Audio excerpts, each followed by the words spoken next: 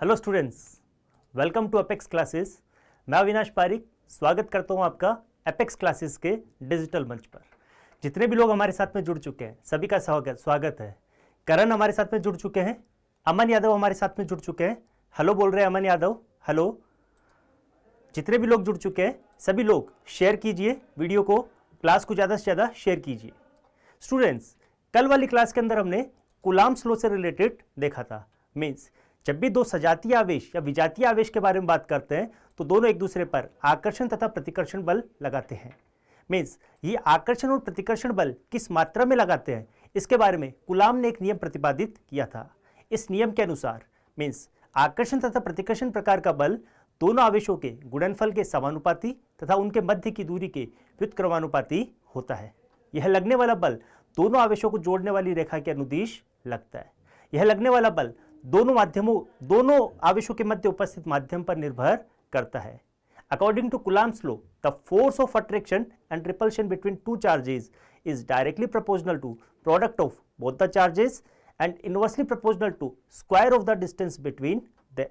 This force will act along the line joining both the charges and this force will depend on the medium between the charges। तो ये सारा का सारा हमारा Coulomb's law के बारे में हमने अध्ययन किया था। इसके बाद में हमने इससे रिलेटेड डाइलेक्ट्रिक परमिटिविटी क्या होती है, रिलेटिव परमिटिविटी क्या होती है, मीन्स एब्सोल्यूट परमिटिविटी क्या होती है, डाइलेक्ट्रिक कांस्टेंट क्या होता है, इनके बारे में स्टडी किया था। बाद में इसके बाद में कूलम्ब्स लॉ का हमने वेक्टर फॉर्मेट देखा था। मीन्स कूलम्ब लॉ के वेक्टर फॉर्मेट में हमने क्या देखा था कि मीन्स फोर्स हमारे इक्वल एंड अपोजिट लगते हैं। मीन्स ये न्यूटन्स के थर्ड लॉ को फॉलो करते हैं। इसके बाद में हमने कूलम्ब्स लॉ से जो हमारा चार्ज का यूनिट है कूलम्ब, उसके बारे में पढ़ा था कि मीन्स अगर मैं दो चार्ज को इक्वल, मतलब दो हमारी चार्ज है, अगर उनको मैं 1 मीटर की डिस्टेंस पर रखता हूं और उनके मध्य लगने वाला बल अगर 9 × 10⁻9 न्यूटन का है तो इस प्रकार के बल को हम, इस प्रकार के चार्ज को हम कौन सा चार्ज बोलेंगे, एक कूलम्ब आवेश। स्टूडेंट्स, ये सारी की सारी चीजें हमने लास्ट क्लास में देखी थी। आज की क्लास में हम थोड़ा सा इसका एडवांस फॉर्म देखने वाले हैं। मीन्स हम कहने वाले हैं कि गुरुत्वाकर्षण बल, ग्रेविटेशनल फोर्स और इलेक्ट्रोस्टैटिक फोर्स, विद्युत स्थिर विद्युत बल, दोनों क्या एक दूसरे के एनालॉजियस है, दोनों एक दूसरे के समान है। तो इन दोनों में क्या क्या डिफरेंस है, इन डिफरेंस के बारे में हम आज चर्चा करने वाले हैं, जो कि आपके एग्जाम के पॉइंट ऑफ व्यू से इंपॉर्टेंट है। बिल्कुल। सुदीप कुमार जुड़ चुके हैं, गुड मॉर्निंग लिख रहे हैं। Good afternoon student.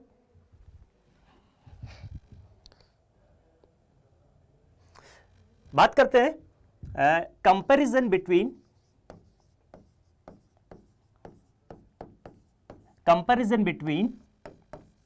gravitational force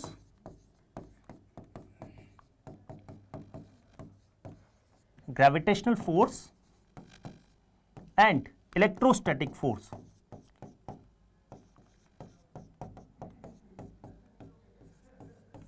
means आपका जो गुरुत्वाकर्षण बल है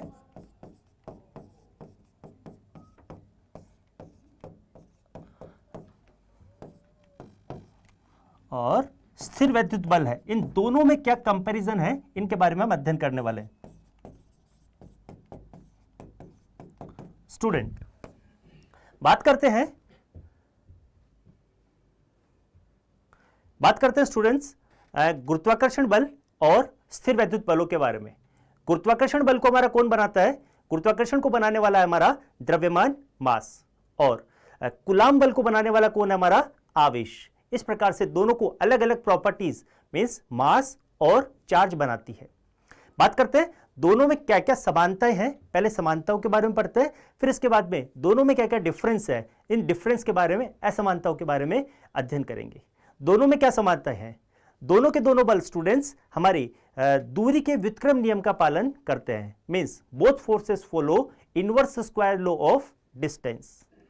both the charges are product of mass and their charge. Means दोनों के दोनों बल उनके जो उनको मूलभूत प्रॉपर्टी बनाती है आवेश या फिर द्रव्यमान, उनके गुणनफल के समानुपाती होते हैं। दोनों के दोनों बल हमारे केंद्रीय बल होते हैं। केंद्रीय बल का मतलब क्या होता है कि मीन्स दोनों के दोनों वस्तुओं को जोड़ने वाली रेखा के अनुदिशीय बल लगते हैं।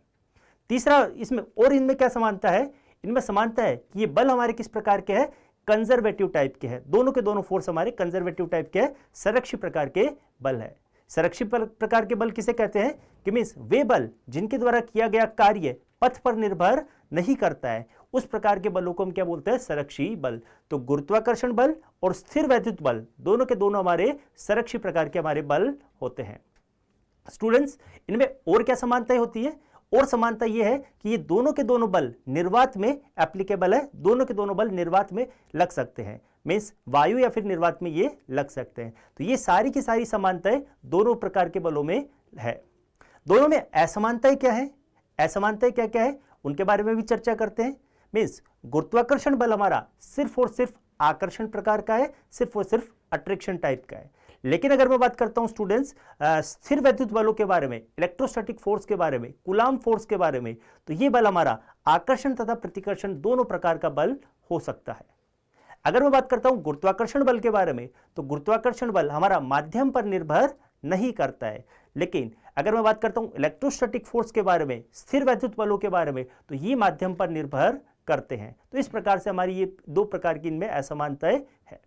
अगर मैं बात करता हूं इलेक्ट्रोस्टैटिक फोर्स और ग्रेविटेशनल फोर्स के बारे में, इन दोनों में से कौन सा बल हमारा स्ट्रॉन्ग है, कौन सा बल हमारा प्रबल है, तो इलेक्ट्रोस्टैटिक फोर्स हमारा ज्यादा स्ट्रॉन्ग है बजाय ग्रेविटेशनल फोर्स के। तो इस तरीके से हमने इन दोनों के बीच में कंपैरिजन देखा है, किस प्रकार से ये दोनों के दोनों हमारे एक दूसरे से डिफरेंट है और एक दूसरे से सिमिलर है। प्रीतम लिख रहे हैं गुड आफ्टरनून, गुड आफ्टरनून। जो भी लोग हमारे साथ में जुड़ चुके हैं, वापस एक बार सभी का वेलकम है।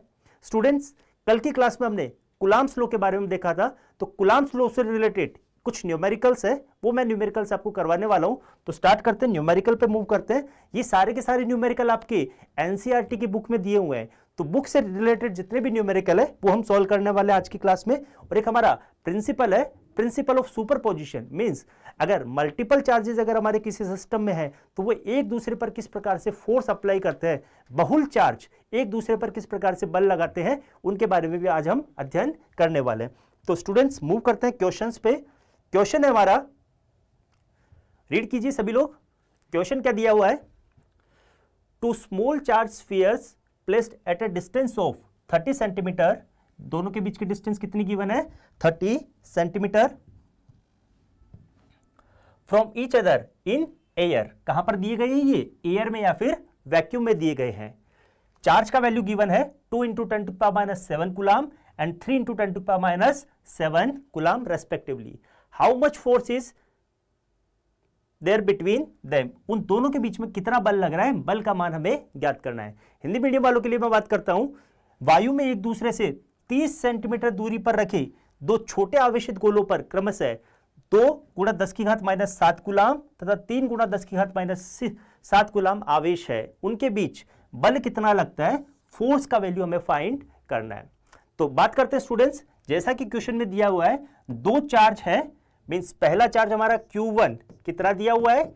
Q1 का मान दिया हुआ है 2 × 10⁻⁷ कूलाम्ब, और दूसरा चार्ज Q2 का मान कितना दिया हुआ है?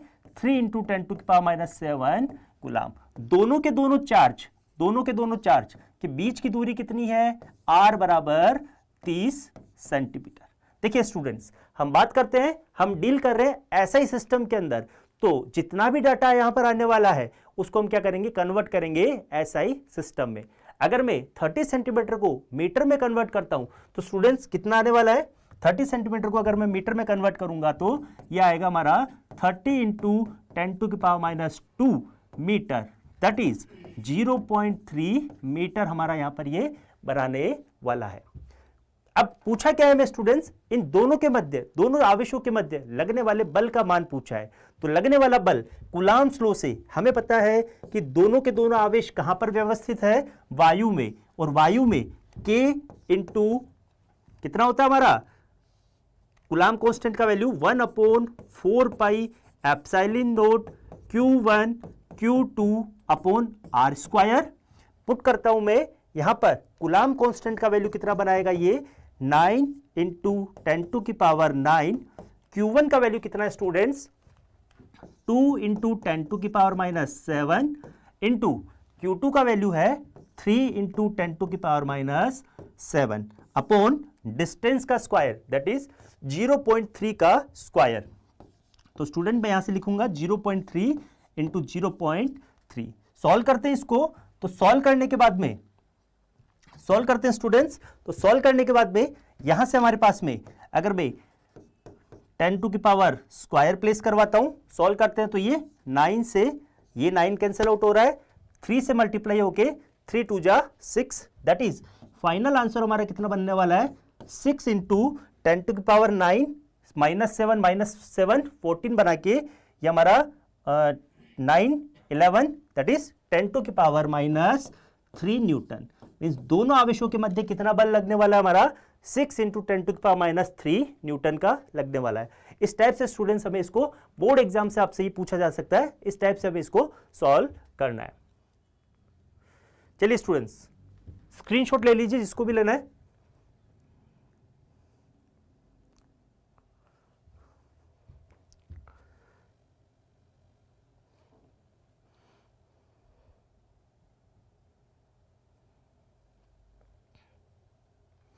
मूव करते हैं, हमारा नेक्स्ट है, हम बात करते हैं कि जब भी दो चार्ज रहते हैं उनके बीच में अगर हमारा फोर्स लग रहा है तो हम कूलाम फोर्स के थ्रू कूलाम्स लॉ से हम उसको फाइंड कर सकते हैं।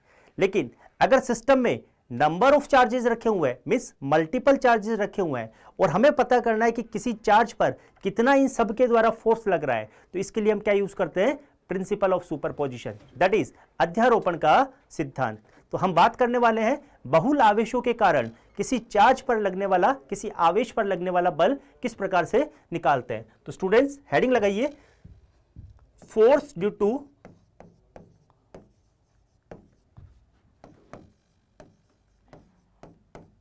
मल्टीपल चार्जेस मीन्स बहुल आवेशों के कारण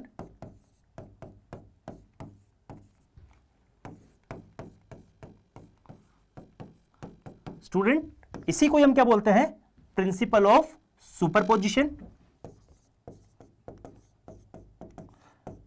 principal of superposition that is अध्यारोपण का सिद्धांत। क्या होता है अभी मैं आपको बताने वाला हूं इसमें अध्यारोपण का सिद्धांत।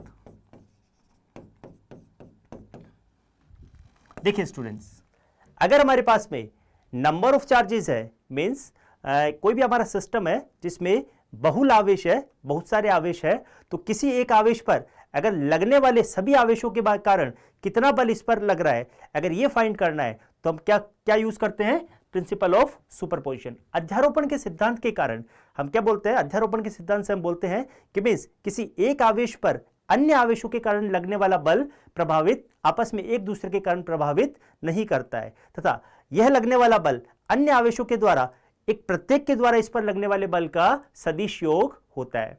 मींस अगर हमारे मल्टीपल चार्जेस है तो मींस हर एक के कारण, इंडिविजुअल के कारण इस पर कितना फोर्स एक्सर्ट हो रहा है उनका हम वेक्टर सम लेते हैं। सपोज हमारे पास में क्या है कि मल्टीपल चार्जेस है, लाइक हमारा Q1 चार्ज है, Q2 चार्ज है, कोई भी हमारा सिस्टम है जिसमें Q3 चार्ज है, Q4 चार्ज है और Qn मल्टीपल चार्जेस है जिनके स्थिति सदिश क्रमशः R1, R2, R3, R4 इस प्रकार से Rn है।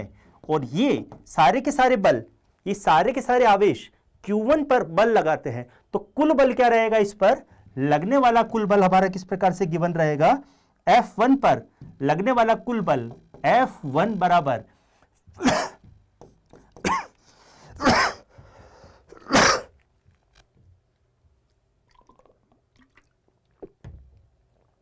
F1 पर लगने वाला बल हमारा किस प्रकार से होगा, Q1 पर 2 के कारण बल, Q1 पर 3 के कारण बल, Q1 पर 4 के कारण बल, और इन सभी के कारण कितना बल लग रहा है इसको हम फाइंड करेंगे। तो F1 बराबर कितना हो जाएगा हमारा F2 plus F3 plus F4 plus Fn, इन सभी का वेक्टर सम, इन सभी का वेक्टर सम क्या हो जाएगा हमारा, यहां पर टोटल नेट फोर्स होगा Q1 पर। स्टूडेंट्स देखते हैं Q1 के कारण, Q2 के कारण Q1 पर कितना बल लग रहा है, तो मैं यहां पर लिखूंगा फोर्स ऑन 1 ड्यू टू 2 किस प्रकार से गिवन रहेगा? अगर सारे के सारे फोर्स निर्वात में रखे गए हैं तो 1/4 pi epsilon not Q1 Q2 upon इनके मध्य स्थिति सदिश कितना बनने वाला है? R12 का स्क्वायर। डायरेक्शन क्या रहेगी? From 2 to 1, from 2 to 1। इसी तरीके से F13 कितना बनाएगा? 1/4 pi epsilon not Q1 Q2 upon R13 का स्क्वायर इनटू R13 का कैप। स्टूडेंट, इस तरीके से हमारे पास में n फोर्स है, n चार्ज है, तो force on 1 due to n किस प्रकार से बनाएगा? ये 1/4 pi epsilon naught into Q1 Qn upon R1n का स्क्वायर। डायरेक्शन क्या बनने वाली इसकी? R1n का किप। इस तरीके से मल्टीपल चार्जेस के कारण Q1 पर हमारा कितना फोर्स लग रहा है? इंडिविजुअली हमारा इस प्रकार से लग रहा है। अगर मैं बात करता हूं टोटल के बारे में, मींस F1 पर लगने वाला बल कितना बनाएगा टोटल? दैट इज F12 का cap, F12 vector plus F13 plus so on Fn, इस प्रकार से बनने वाला है। मैं पुट करता हूं स्टूडेंट्स वैल्यूज को, तो यहां से F1 का वैल्यू कितना बनने वाला है? F1 के लिए हमारे पास में कितना आएगा? इसको अगर मैं K प्लेस करवाता हूं, इसको 1/4 पाई एप्सिलॉन नॉट को, तो यहां से K into Q1 Q2 upon R12 का स्क्वायर। डायरेक्शन इसकी कितनी रहने वाली है स्टूडेंट्स? R12 कैप प्लस, मैं नेक्स्ट पेज पर लिखता हूं इसको, नेक्स्ट वाली स्लाइड पे, तो यहां से F1 बराबर कितना बनाएगा? F12 plus F13 plus so on F1n। Students, यहां पर F12 कितना बनाएगा? K Q1 Q2 upon R12 का स्क्वायर, R12 का cap plus K into Q1 Q3 upon R13 का स्क्वायर, R13 का केप। इस तरीके से so on K into Q1 Qn upon R1n का स्क्वायर, R1n का कैप। इस तरीके से बनने वाला है। स्टूडेंट्स, अगर मैं यहां से K Q1 को कॉमन लेता हूं तो यहां पर कितना बनाने वाला है? ये K Q1 Q2 upon R12 का स्क्वायर, R12 का केप। इस तरीके से सो ऑन करते हुए, मीन्स अगर मैं सभी को लेता हूं तो Qn अपॉन R1n का स्क्वायर, R1n का केप। इस तरीके से ये हमारा बनने वाला है। अगर मैं इसको समेशन फॉर्म में लिखना चाहूंगा तो समेशन फॉर्म में ये किस प्रकार से बनाएगा? समेशन फॉर्म में ये बनाएगा कि Q1 समेशन फॉर्म में मैं बनाता हूं यहां से, तो I बराबर 2 से n that is QI upon R1I का स्क्वायर, R1I कैप। इस तरीके से ये हमारा पूरा का पूरा फोर्स F1 नेट फोर्स हमारा यहां पर बनने वाला है। तो प्रिंसिपल ऑफ सुपरपोजिशन क्या बोलता है? When number of charges interacting to each other, then total force exert on a charge is vector sum of all other forces. Total force हमारा क्या रहेगा? वेक्टर सम बनने वाला है। इस पूरे के लिए हमने डेरिवेशन देखा है जो कि आपका एग्जाम के पॉइंट ऑफ व्यू से इंपॉर्टेंट है। मींस मल्टीपल चार्जेस हमारे Q1 Q2 Q3 Q4 जिनके स्थिति सदिश पोजीशन वेक्टर क्रमशः इस प्रकार से गिवन है, तो टोटल चार्ज हमारा क्या रहेगा? मींस इनका इंडिविजुअल वेक्टर सम बनने वाला है। इस प्रकार से हमने ये पूरा का पूरा डेरिवेशन देखा है। डेरिवेशन के बाद में आपका ये एग्जाम में पूछा जा सकता है।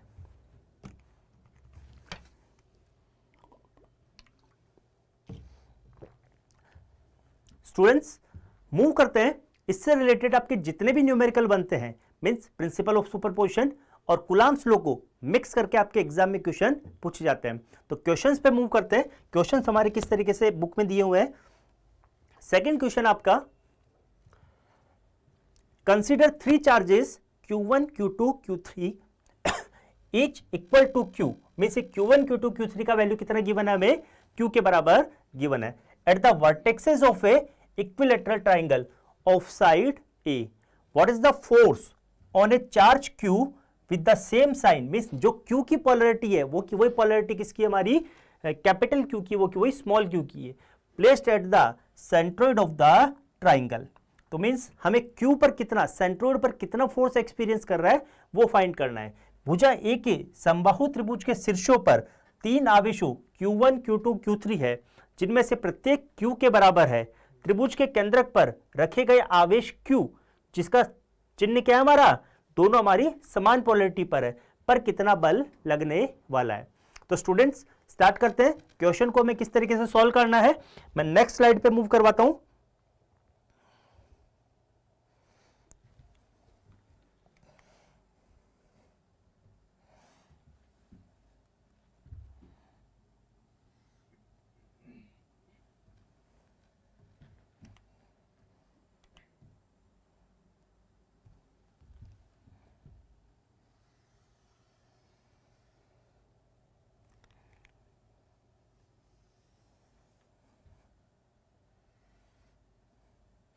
स्टूडेंट्स हमें क्या बोला है, इस तरीके से हमारा एक इक्विलैटरल ट्राइंगल है जिसके 3 वर्टेक्सेस है।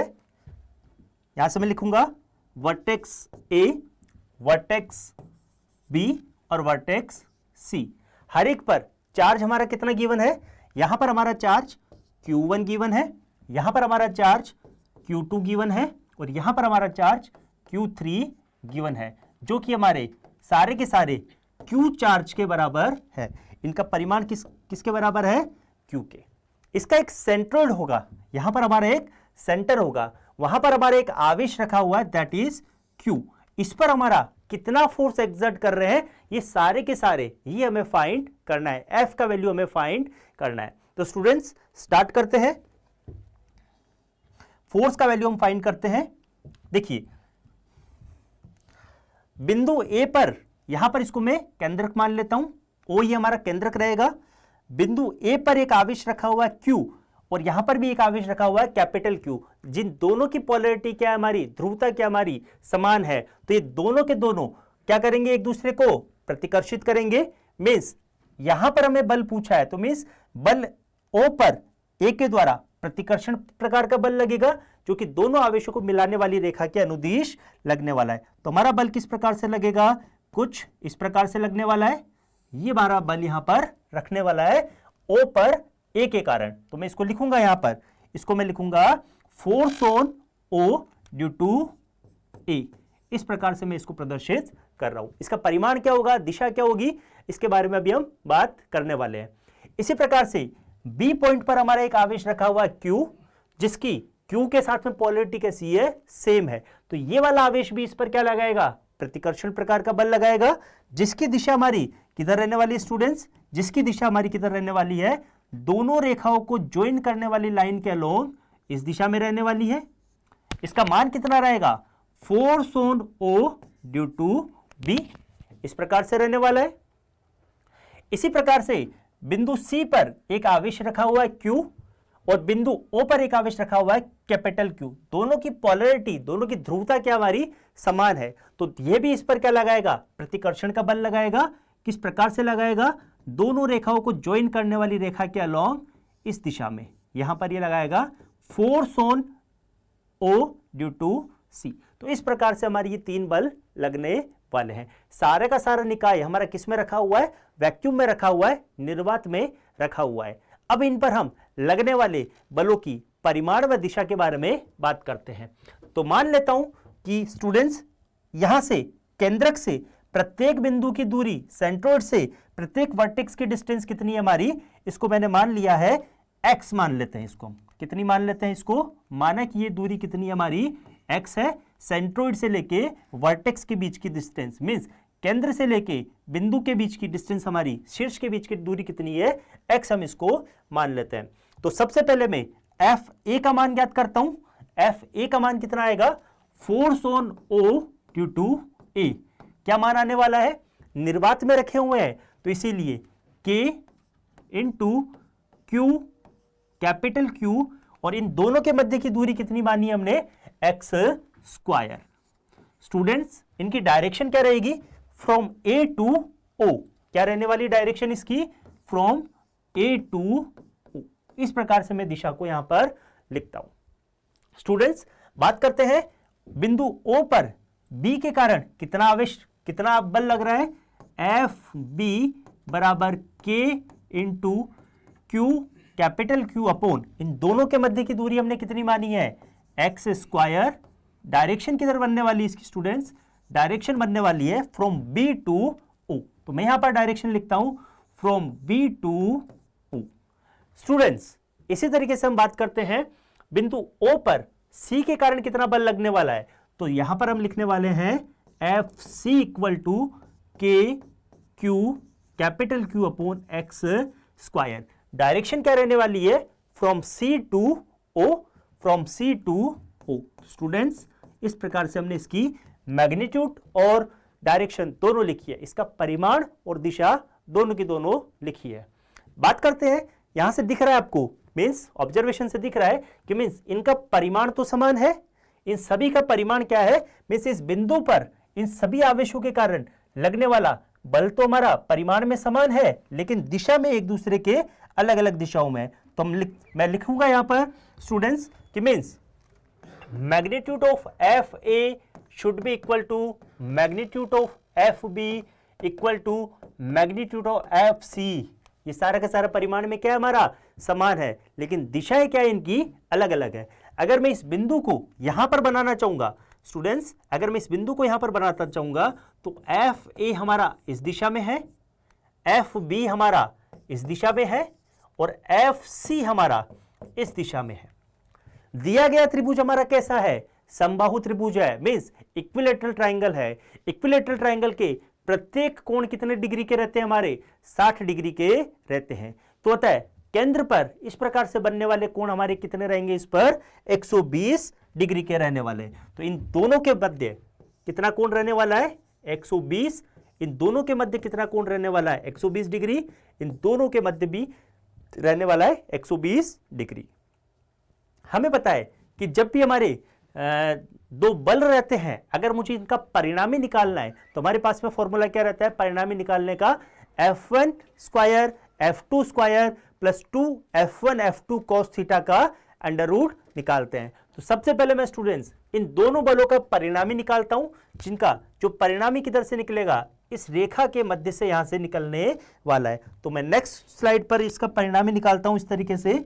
यहां पर स्टूडेंट्स यहां पर ये हमारा परिणामी निकलेगा एफ डैश, जो कि दिशा में सी के क्या रहने वाला है? विपरीत रहने वाला है। तो सबसे पहले मैं इसका परिमाण निकालता हूं। तो यहां से हम बात करते हैं एफ डैश का परिणाम क्या निकलने वाला है? मींस एफ डैश का परिणाम क्या निकलेगा? एफ ए का स्क्वायर। यहां देखिए एक बल ये है, एक बल ये है, इन दोनों के मध्य कोण कितना है? 120 डिग्री है। तो इनका परिणामी कैसे निकलेगा?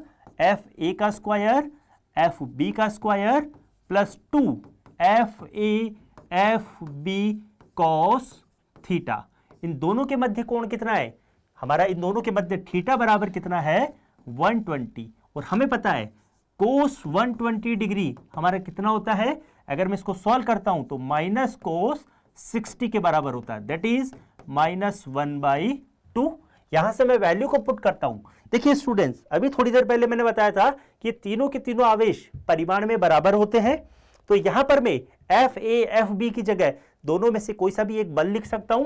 तो मैं यहां से लिखूंगा एफ डैश बराबर, दोनों परिमाण में बराबर है, तो मैं यहां पर एफ ए का square plus again F B को क्या लिख सकता हूं? एफ ए का square plus 2 F A F B को मैं वापस एफ ए लिख देता हूं। तो अगेन ये एफ ए का स्क्वायर कोस थीटा का वैल्यू 120 है और 120 किसके बराबर होता है हमारा? -1/2 के। तो मैं यहां से इसको 1/2 प्लस करवाता हूं।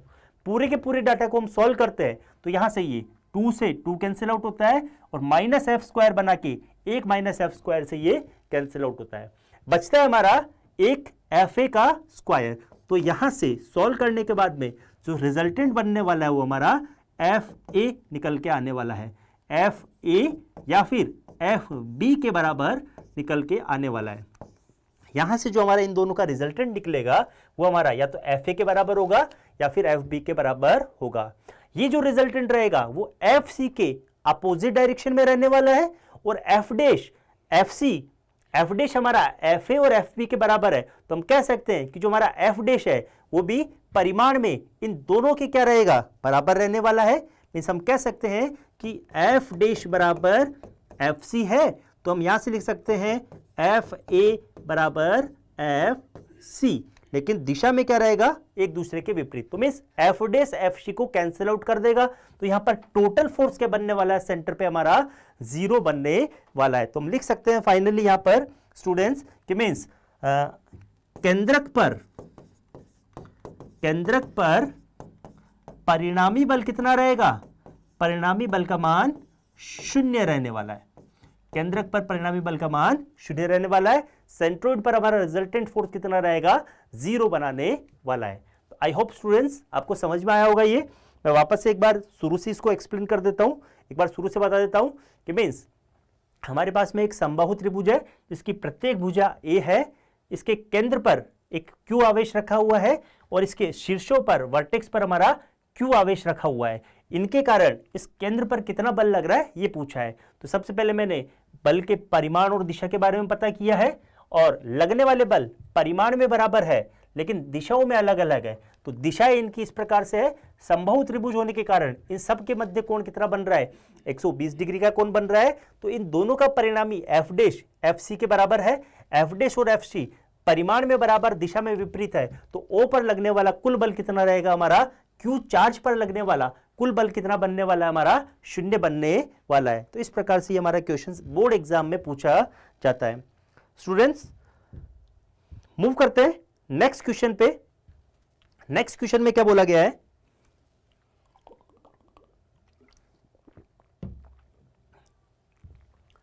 क्वेश्चन में बोला गया है 2 point charges -9q and -4q are located at a distance of r from each other. इन दोनों के बीच के डिस्टेंस कितने गिवन है, हमें r गिवन है।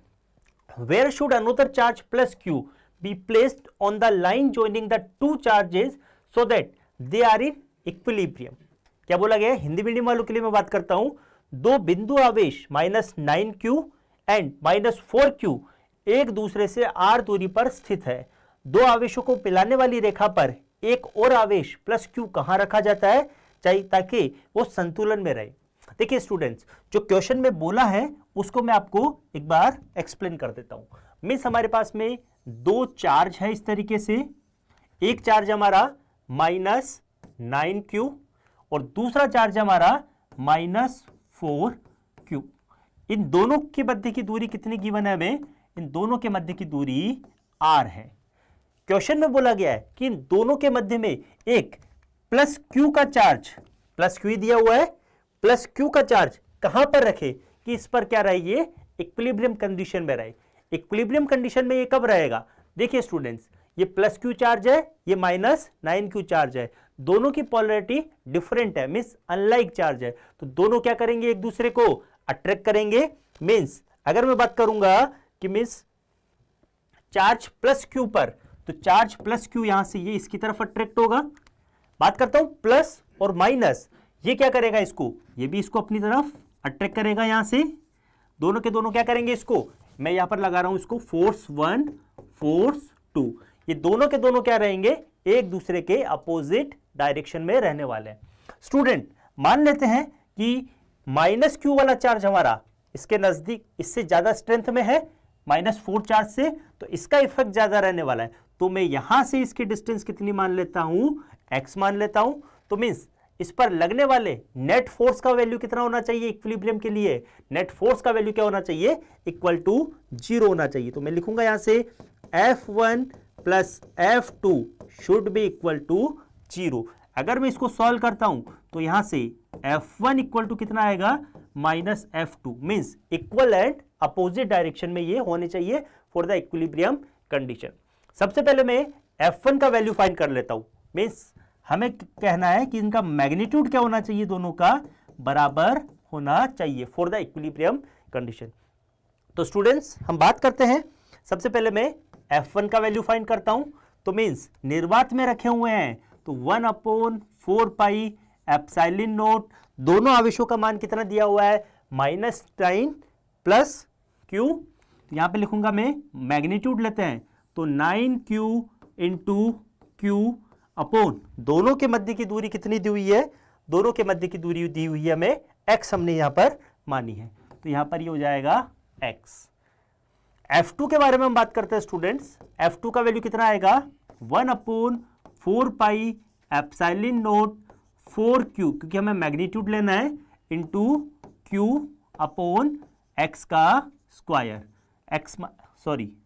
यहां पर आएगा हमारा दूरी कितनी रहेगी दोनों आवेशों के मध्य, दोनों आवेशों के मध्य टोटल दूरी r है, तो अगर ये दूरी x है तो ये वाली दूरी कितनी बनेगी हमारी r माइनस x बनने वाली, तो मैं यहां पर पुट करूंगा r माइनस एक्स का होल स्क्वायर। इसकी डायरेक्शन क्या रहने वाली स्टूडेंट्स, डायरेक्शन रहने वाली है from q plus Q to minus 4Q की तरफ, दोनों के दोनों को हमें इक्विलिब्रियम कंडीशन में लाना है, तो मीन्स हम कह सकते हैं F1 should be equal to magnitude of F1 should be equal to magnitude of F2।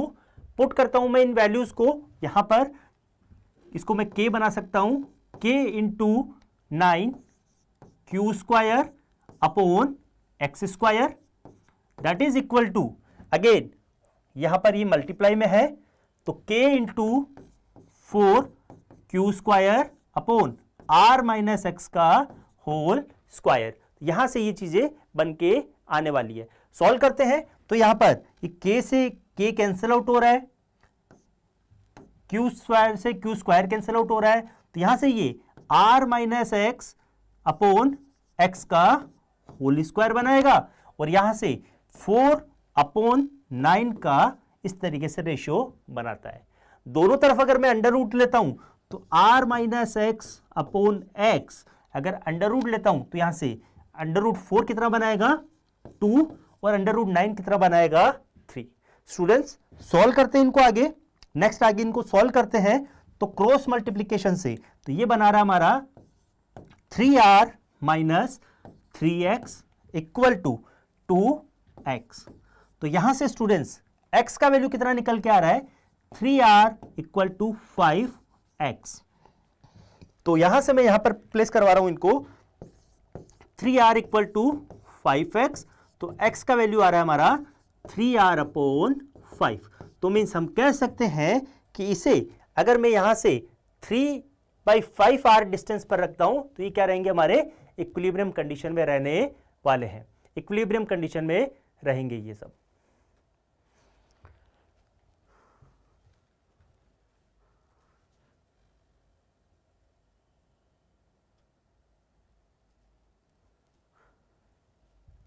जिनको समझ में नहीं आ रहा स्टूडेंट्स, आप इसको एक बार वीडियो को वापस एक बार पीछे करके देखिए, आपको समझ में आ जाएगा ये।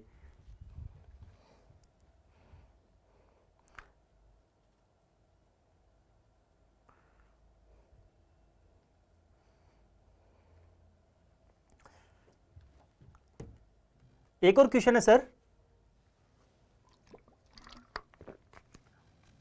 एक और क्वेश्चन आपको क्या बोला गया है, 4 equal charges each of value q are located at the four corners of a square of side A.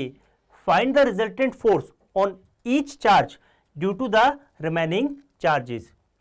q मान वाले चार्ज समान आवेश A भुजा वाले वर्ग के चारों कोनों पर है स्थित है, शेष आवेशों के कारण प्रत्येक आवेश पर परिणामी ज्ञात कीजिए। क्या बोला गया है इसके अंदर, मीन्स क्वेश्चंस पे हम बात करते हैं। एक इस तरीके से एक स्क्वायर है,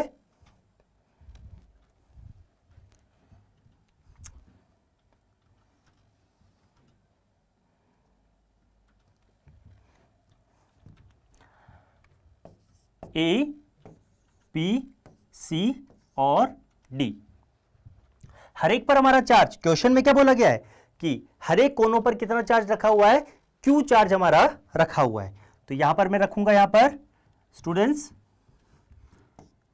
Q charge, Q charge, Q charge और Q charge.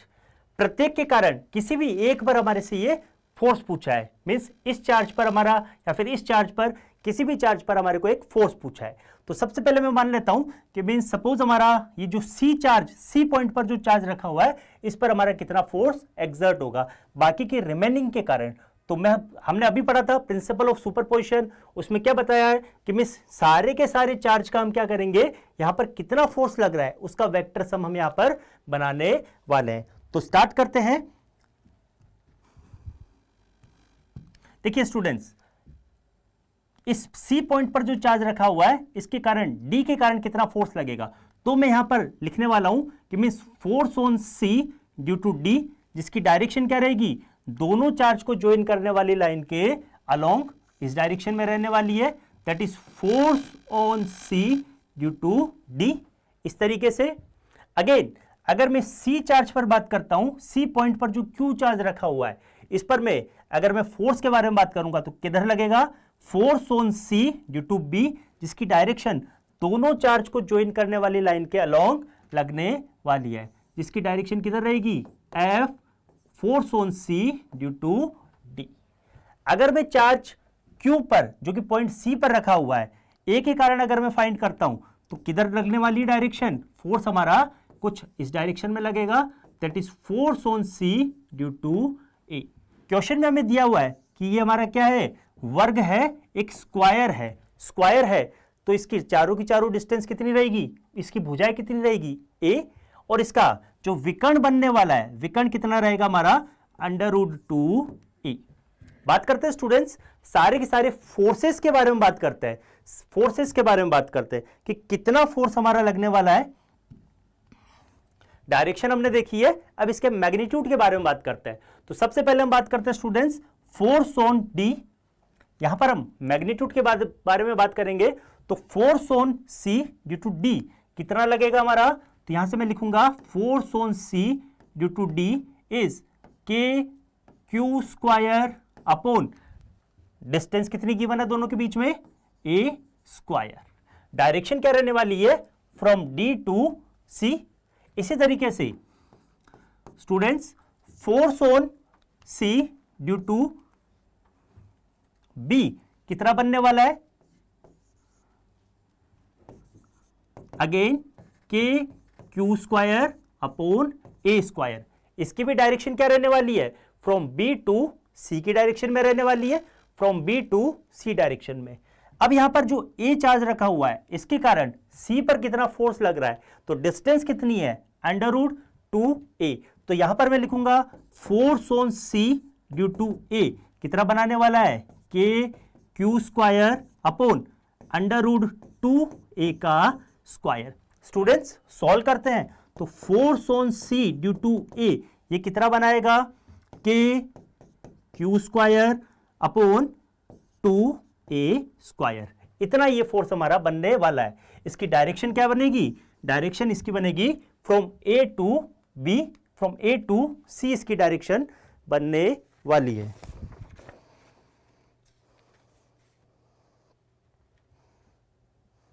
Students force on C due to B इसकी वजह से, और ये वाले दोनों क्या हमारे एक दूसरे के परपेंडिकुलर है, इन दोनों के मध्य में हमारा कोण कितना बन रहा है, इन दोनों के मध्य में हमारा कोण बन रहा है 90 डिग्री का कोण हमारा बनने वाला है। तो इनका जो रिजल्टेंट बनेगा, इन दोनों फोर्सेस का जो रिजल्टेंट बनने वाला है, इन दोनों फोर्सेस का रिजल्टेंट भी किधर बनेगा, सी से ए से सी की डायरेक्शन में। तो मैं यहां पर स्टूडेंट बात करता हूं एफ डैश, इन दोनों का रिजल्टेंट हमारा किधर बनने वाला है, 90 डिग्री के कोण पर बनने वाला है। तो मैं यहां से लिखूंगा force on C due to B का square plus force on C due to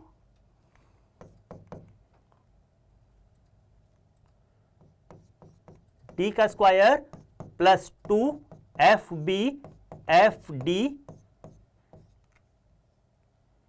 cos 90 degree. Cos 90 का वैल्यू कितना होता है, 0 बनता है, तो यहां से ये पूरा का पूरा डाटा हमारा 0 बना लेगा। लेकिन इन दोनों का यहां से देखते हैं मैग्नीट्यूड हमारा सेम है, तो यहां से कितना बना लेगा, रिजल्टेंट एफ डैश बराबर 2FCB का स्क्वायर। तो यहां से जो हमारा रिजल्टेंट फोर्स बनने वाला है वो कितना बनेगा, √2FCB, दैट इज FCB का वैल्यू कितना है K Q square upon A square. अगर इस पॉइंट पर मैं रिजल्टेंट फाइंड करना चाहूंगा तो रिजल्टेंट किसके बराबर रहेगा, एफ डेस और एफ सी ए के बराबर। तो यहां से मैं एफ नेट लिखूंगा, तो एफ नेट कितना आएगा हमारा, under root 2 into F C B का वैल्यू वहां से कितना आ रहा है, K Q square upon A square plus F C A का वैल्यू कितना आ रहा है, K Q square upon 2a square. Students इसको सॉल्व करते हैं यहां से, तो एफ नेट का वैल्यू कितना आने वाला है, K Q square upon A square हमारा कॉमन आएगा, तो के Q square upon A square under root 2 plus 1/2 के बराबर आने वाला है। तो मीन्स किसी भी एक चार्ज पर लगने वाला फोर्स कितना रहेगा हमारा, इस प्रकार से हम इसको फाइंड करते हैं। अब सभी के ऊपर इक्वल फोर्स हमारा लगने वाला है, लेकिन डायरेक्शन उनकी किधर रहने वाली है, अलोंग द डायगोनल रहने वाली है। तो स्टूडेंट्स आज की क्लास में हमने सुपरपोजिशन प्रिंसिपल से रिलेटेड जितने भी न्यूमेरिकल आपके बोर्ड की क्वेश्चन बुक में दिए हुए हैं उन सबको हमने सॉल्व किया है। कल वाली क्लास के अंदर हम इलेक्ट्रिक फील्ड के बारे में चर्चा करने वाले हैं, तो ज़्यादा से ज़्यादा वीडियो को शेयर कीजिए। Thank you.